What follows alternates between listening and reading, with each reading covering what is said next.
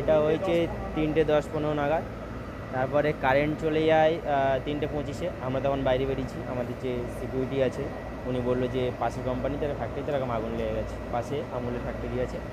তো ওখান থেকে আগুন লাগার সঙ্গে সঙ্গে যখন দেখছি জিনিসটা বেশি হয়ে গেছে, তখন আমরা বাইরে এসে ইনফর্ম করি, 100 নম্বর ডায়াল করি।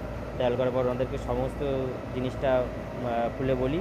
বলার পরে বললাম যে আমাদের এখন ফায়ার ব্রিগেড লাগবে। ওরা বললে যে হ্যাঁ, তোমাদের 5 মিনিটের মধ্যে ফায়ার ব্রিগেড ওখানে পৌঁছে যাচ্ছে।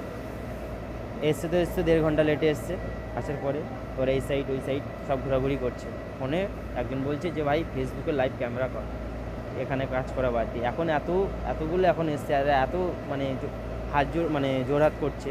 তখন যদি এরকম করতে এতটা কিছু হতো না। আমরা তখন থেকে দেখুন এখনও পর্যন্ত পুরো ভিজে।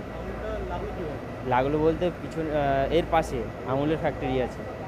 আমুলের ফ্যাক্টরি থেকে রাত্রে মেন কথা হচ্ছে